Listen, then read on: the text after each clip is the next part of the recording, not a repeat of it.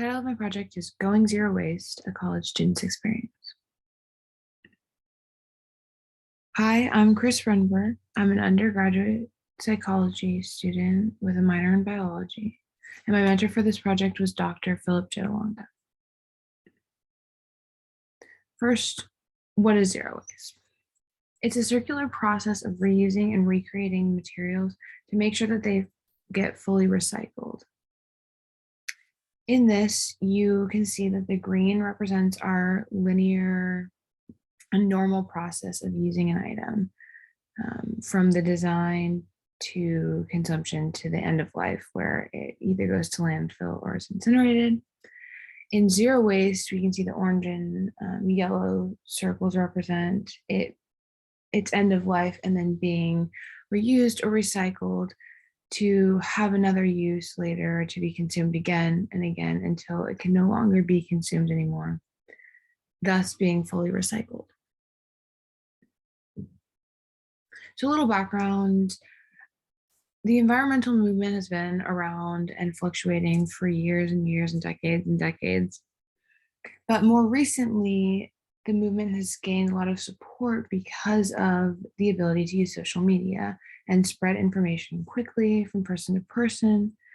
This also involves a lot of emotional support too, because now we can depict how our impact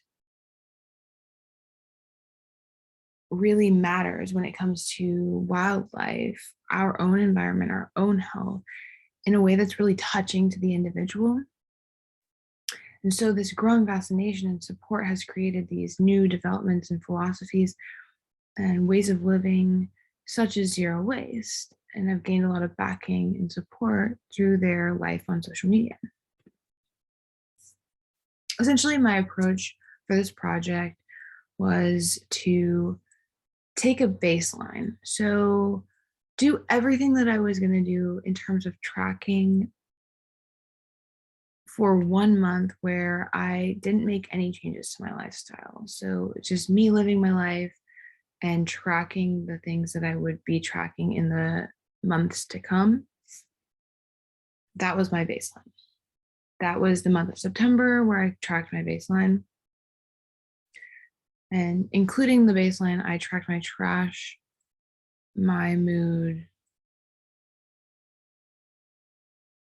and eliminated items in between each month.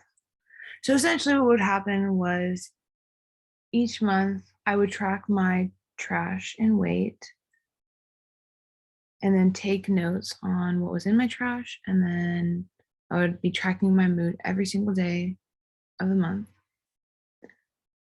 And then towards the end of the month, I would see what was most prevalent in my trash and how the month was going just in general. And that would be how I would figure out what I was going to eliminate. This is a rundown of like what I've incorporated each month, obviously excluding the baseline month. So this includes the 4 months where I implemented some sort of zero waste product or behavior or both.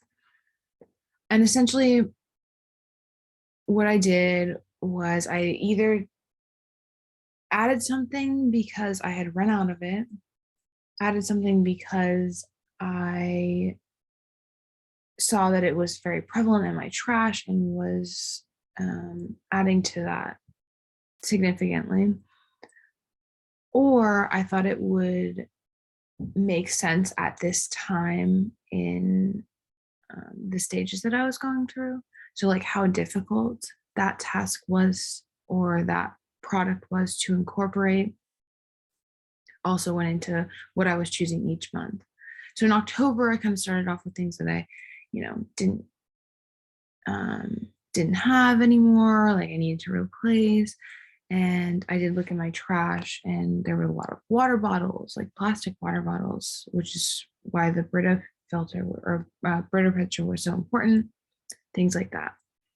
And as time went on, I started adding more items. And then eventually, come December and January, I started adding more behaviors. So recycling or eating out less or reusing certain plastic materials like vegetable bags that you get at the grocery store, reusing those if I ever happen to grab them, which are more difficult because changing your behavior is very hard. And then February was kind of this is my very zero waste, as zero waste as I possibly can go month. So I added, the final touches of like napkins and towels and Ziploc bags, because paper towels were a huge amount of my waste. And then I started composting, which really helped with my food waste. So as I talked about earlier, mood tracking was part of the process where I track my mood every day. I use this wheel of emotions so that I never felt confined to one word, or, I could just kind of pick a word or a few words to encapsulate how I was feeling that day. And then I would write it down as listed below. I felt content, anxious, and frustrated in one day. And then I kind of rated based on percentages how much of that day I felt that emotion was represented. So this is a list of all the words that I actually used and then what I coded them as. So if I use the word frustrated, irritated, and angry, that was mad, and the rest go as follows. So these are the words that I used, and this is in the results. These are what they were. The moods are listed. And this is on the right is just an example of what I wrote down every day in terms of tracking. So I wrote the day, the date, and then, the whatever moods I felt. If it was multiple, it was multiple. And then I gave it a percent so that each day would equate to 100% or 1 day's worth of emotion. These are the results for my mood tracking. Overall, there weren't really any huge differences in my mood. There are some changes, and they kind of correlate well with school-related things such as like finals or midterms.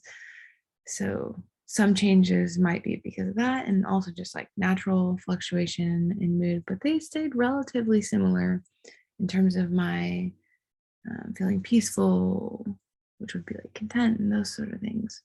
So nothing really big there. For tracking my trash, I use 13-gallon trash bags. I weighed them on using a bathroom scale. So I would weigh myself, write that down, and then weigh myself with the trash, and then subtract my weight from the second weight taken with the bag.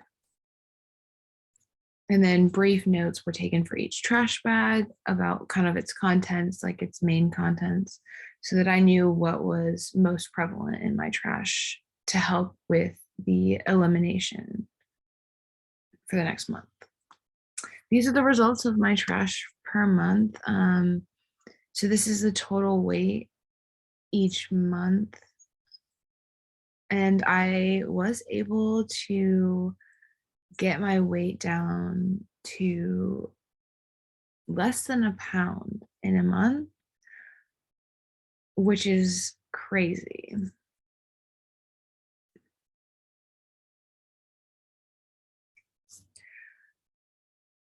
From my personal experience, there were several challenges and benefits to incorporating zero waste philosophy in my life. Obviously, some things were more difficult. I think the month of February was really challenging. I felt very limited in what I could do, and really conscious all the time of, is this going to create trash? Can I do this because it can create trash? And there was a lot of thought process. But I also found a lot of the things really rewarding and recycling, you know, I got money back for recycling, things like that, or things that were easier to incorporate. I was like, you know, if this can make an impact, why not change things like that? So obviously there are a lot of major issues with municipal waste, which is what I was tracking, and it's only increasing. And our management is not getting better. So landfills are not only a problem for us, but are now becoming more limited. So there's less space in landfills, and we have less and less years to combat this problem. And I think zero waste is a good way to combat that. But that requires individual change to create a bigger change. So one way that zero waste can be helpful is that the more and more individuals that support this philosophy and start incorporating even like minuscule things, they don't have to be fully zero waste like I did in February. It can be minor changes to your lifestyle, and sharing that with others and having that impact other people's lives and seeing that they can make those changes too will start to decrease the amount that the individual is producing, but also create a demand for companies and um, other larger corporations to create these changes that we so need. And I think people have this idea of zero waste being obviously very much no waste at all. But I think that if people just start making small steps, they can incorporate little bits of zero waste. They don't have to be fully zero waste or, you know, go all the way to an extreme, because that's not always manageable in somebody's life. So do what's manageable for you, and that can create a massive change in our environment. Thank you.